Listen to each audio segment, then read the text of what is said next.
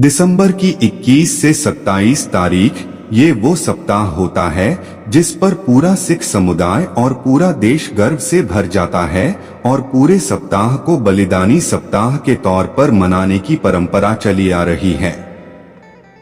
ये सप्ताह उन 4 साहिबजादों को समर्पित किया गया है जिन्होंने सिख धर्म की रक्षा के लिए खुद की जान तक कुर्बान कर दिया, पर बर्बर मुगलों के सामने वे झुके नहीं और न तो उन्होंने अपना धर्म बदला। ये सप्ताह सिखों के 10वें गुरु गोबिंद सिंह के साहिबजादे बाबा अजीत सिंह जी, बाबा जुझार सिंह जी, बाबा जोरावर सिंह जी और बाबा फतेह सिंह की याद में बिताया जाता है। ये पूरा सप्ताह उनको समर्पित किया जाता रहा है।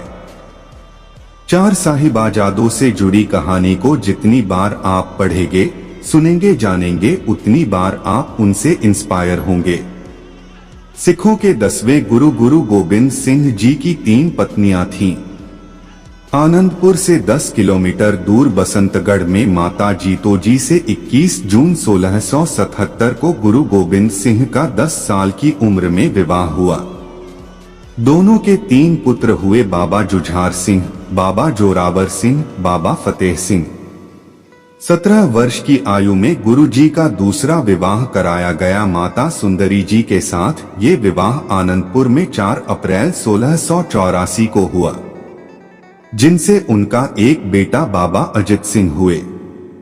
33 वर्ष की आयु में 15 अप्रैल 1700 को गुरुजी ने माता साहिब देवन से विवाह किया था। इस तरह से गुरु के 4 साहिबजादे हुए। शौर्य से भरी गाथा तब से शुरू होती है जब खालसा पंथ की स्थापना किए जाने के बाद मुगल शासकों सरहिंद के सूबेदार वजीर खान ने आक्रमण किया, जिसके बाद साल 1704 में दिसंबर के 20 से 21 को गुरु गोबिंद सिंह जी ने मुगल सेना से युद्ध करने के लिए परिवार समेत श्री आनंदपुर साहिब का किला छोड़ दिया था। इसके बाद सरसा नदी पर गुरु जी का पूरा परिवार बिछड़ गया। 2 बड़े साहिबजादे तो गुरु पिता के साथ निकल गए और 2 छोटे साहिबजादे बाबा जोरावर सिंह और बाबा फतेह सिंह माता गुजरी जी के साथ चल पड़े। 2 छोटे साहिबजादे बाबा जोरावर सिंह और बाबा फतेह सिंह माता गुजरी जी अकेले ही अपने रास्ते पर निकले थे। न तो उनके साथ कोई संबंधी था और न तो उनकी रक्षा के लिए साथ में कोई सैनिक था। परिवार के फिर से मिलने को उम्मीद दूर दूर तक नहीं थी और ऐसे हालात में भी पूरा परिवार आत्मविश्वास से भरा हुआ था। इस शौर्य की कहानी में एक गद्दार नौकर का भी जिक्र होता है जिसका नाम गंगू था। वो एकाएक ही रास्ते में मिल माता गुजरी जी को मिल गया, जो कि एक वक्त पर गुरु महल की वो सेवा किया करता था। उसने माता गुजरी जी को विश्वास दिलाया कि वो उनके बिछड़े परिवार से मिलवाएगा और इसी विश्वास के साथ तीनों को वो अपने घर ले आया। गंगू के लालच ने सब कुछ तहस नहस करके रख दिया। कहते हैं कि गंगू ने धोखेबाजी करते हुए तुरंत वजीर खां को इस बारे में जानकारी पहुंचा दी कि माता और 2 छोटे साहिबजादे उसी के घर पर रुके। इस खबर के बदले वजीर खां ने उसे सोने की मोहरें भेंट की। फिर बिना देरी वजीर खां के सैनिक माता और दोनों साहिबजादों को गिरफ्तार कर ले गए। तब 7 साल के बाबा जोरावर सिंह जी थे और 5 साल की आयु के बाबा फतेह सिंह जी। खैर, तीनों को ठंडे बुर्ज में गिरफ्तार करके रखा गया। बेरहमी इस कदर की ठंडे बुर्ज में तीनों को रखा तो गया, पर ठंड से बचने के लिए उनके कंबल या किसी कपड़े का टुकड़ा तक नहीं दिया गया। जरा सोचिए कि उस ठंड में उन नन्ही जान पर क्या कहर बरपा होगा। रात भर ठंड में ठिठुरन और सुबह होते ही दोनों साहिबजादों को वजीर खां के सामने पेश कर दिया गया, जहां पर उनको इस्लाम कबूलने को कहा गया। कहा जाता है कि सभा में पहुंचते ही बिना किसी हिचक दोनों साहिबजादों ने डटकर और जोर जोर से जो बोले सो निहाल सत श्री अकल का जयकारा लगाया। ये देख सभा में बैठा हर कोई दंग रह गया, क्योंकि तब का ऐसा माहौल था कि वजीर खां की मौजूदगी में कोई ऐसी हिमाकत करने की सोच ही नहीं सकता था जैसी हिम्मत दोनों साहिबजादों ने दिखाई थी। नन्ही जाने बिल्कुल नहीं डरी। सभा में मौजूद एक मुलाजिम ने दोनों साहिबजादों को कहा कि वे वजीर खां के सामने सर झुकाएं और सलाम करें। इस पर जो जवाब उन नन्हे बालकों ने दिया वो किसी की हिम्मत को 100 गुना कर सकता है। दोनों ने सर ऊंचा किया और जवाब में कहा कि हम अकाल पुरख और अपने गुरु पिता के अलावा किसी और के आगे नहीं झुकाते हैं।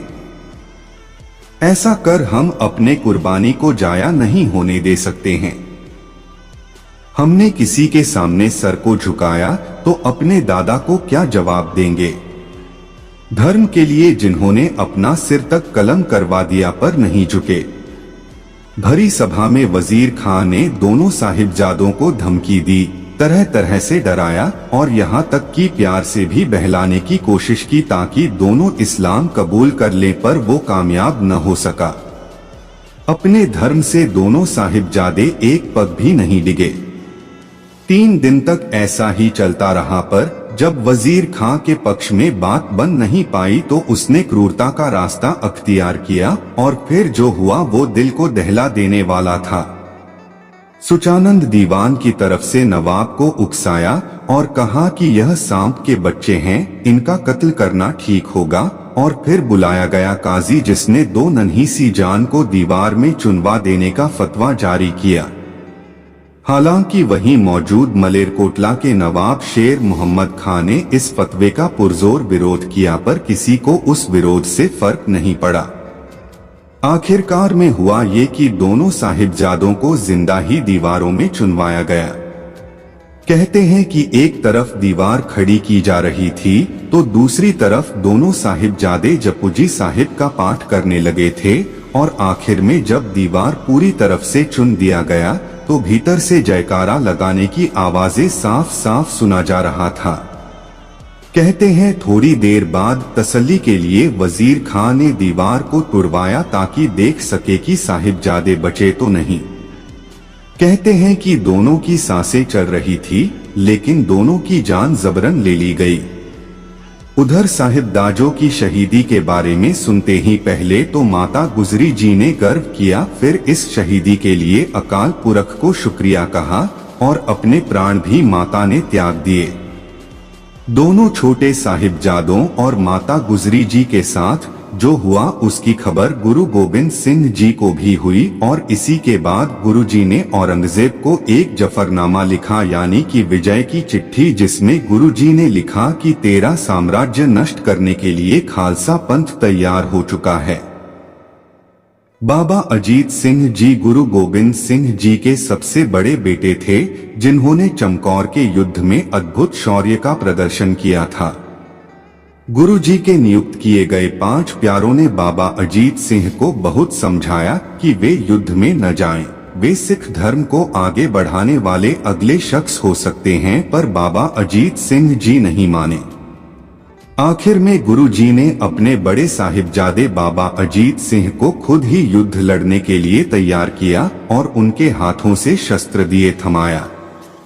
फिर बाबा अजीत सिंह जी 5 सिखों के साथ किले से निकल गए। रणभूमि में जाते ही बाबा अजीत सिंह ने मुगल सेना को कांपने पर मजबूर कर दिया और आखिर में शौर्य के साथ लड़ते लड़ते वीरगति को प्राप्त हुए।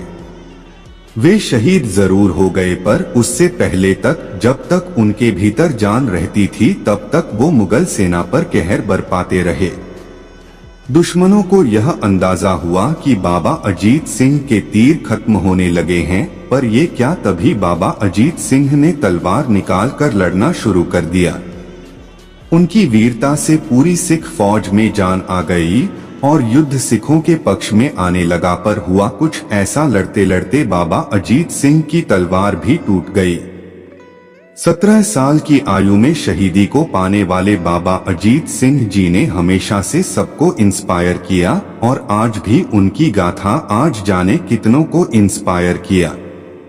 पंजाब के मोहाली शहर का नाम रखा गया है साहिबजादा अजीत सिंह नगर। ये उन्हीं वीर बाबा अजीत सिंह के नाम पर रखा गया है। बाबा अजीत सिंह से छोटे जुझार सिंह जी थे, जिन्होंने बड़े भाई के शहीद हो जाने के बाद सेना का नेतृत्व अपने हाथ में लिया और पूरे युद्ध में अतुलनीय वीरता को दिखाया और आखिर में वे शहीद हो गए। ये 4 साहिबजादों की बस कहानी नहीं, ये गाथा है वीरता और धर्म के प्रति समर्पण का, जो हमेशा हमेशा के लिए लोगों को इंस्पायर करते रहेंगे।